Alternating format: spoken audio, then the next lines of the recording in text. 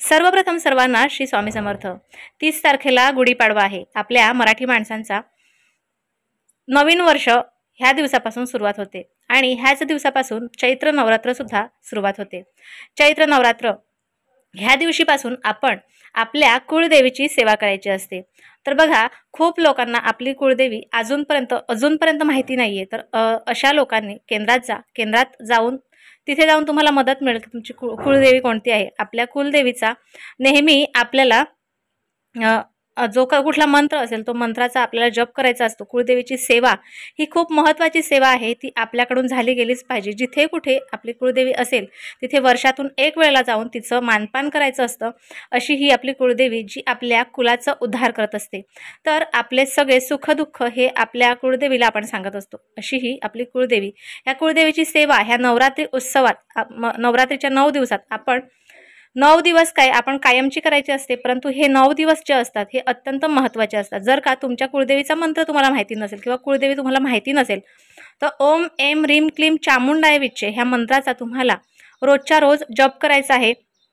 हा जप तुम्हाला माळीवर केला तरीही चालेल, नाही केला तरीही चालेल, परंतु 108 वेळेला तरी ह्या मंत्राचा जप तुम्हाला करायचा आहे। आता चैत्र नवरात्र चालू होणार आहे आणि आपल्या देवघरात आपल्याला एक कळश स्थापना करायची असते। बघा, नवरात्री उत्सव सांगितला तर आपण आपल्या घरात कळश स्थापना करत असतो, आपल्या देवीची पूजा करत असतो। कळश स्थापना करत असताना आपल्याला कळशात तांब्यात एक तांब्या भरून पाणी घ्यायचं, तांब्यात थोडेसे तांदूळ, एक सुपारी, ₹1.25 आणि फूल अक्षदा हे आपल्याला त्यात अर्पण करायचे, हळदी कुंकू अर्पण करायचे आणि त्यानंतर आपल्याला हे जे काही सगळं आपण ठेवलेलं आहे त्याच्यावर खायची पानं किंवा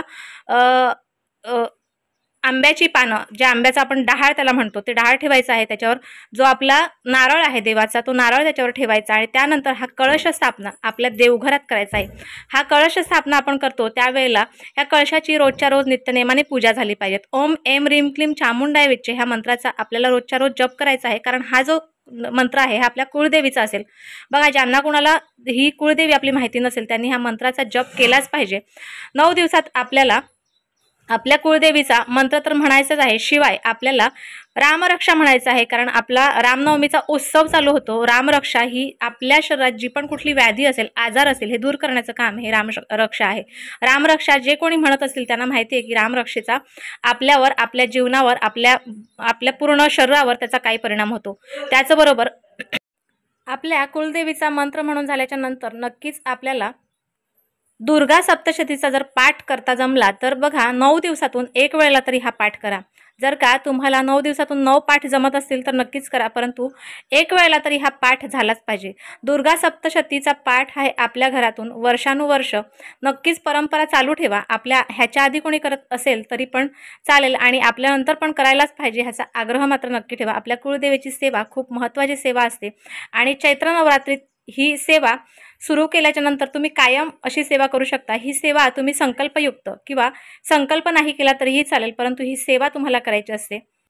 आपल्या सुखात आणि आपल्या दुःखात आपली कुळदेवी आपल्यासोबत असते। त्याचबरोबर आपल्या घराचं, आपल्या कुळाचं रक्षण करण्याचं काम ही आपली कुळदेवी आई करत असते। त्यामुळे कुळदेवीची आपण जाग्यावर जाऊन नक्कीच मानपान करायला पाहिजे। आपल्या सुखात दुःखात बरोबर असणाऱ्या ह्या आईचा विसर आपल्याला पडलाच पाहिजे। तर अशा वेळेला आपण आपल्या कुळदेवीची ओटी भरायची, मानपान करायचं, कारण हे चैत्र नवरात्र चालू आहे, त्याचबरोबर रामनवमी चालू आहे, त्यामुळे भगवान श्रीरामांची सुद्धा आपल्याला पूजा आणि सेवा सुद्धा करायची आहे। तर कुळदेवीचा हा मंत्र आणि दुर्गा सप्तशतीचा पाठ आणि हा कळश तुम्हाला पूर्ण व्हिडिओ समजलेला असेल आणि ज्यांना कुणाला हा व्हिडिओ हवा असेल त्यांना व्हॉट्सअपवर जाऊन शेअर करा। ह्या सर्व सेवा आपल्या घरातून झाल्या पाहिजे ह्याचा आग्रह नक्की ठेवा। तर आजचा छोटासा व्हिडिओ तुम्हाला कसा वाटला मला नक्की कळवा। व्हिडिओ आवडल्यास लाईक, शेअर, सबस्क्राईब मात्र जरूर करा। पुन्हा भेटूया अशाच एका नवीन व्हिडिओ सोबत, नवीन विषयासोबत। तोपर्यंत सर्वांना श्री स्वामी समर्थ।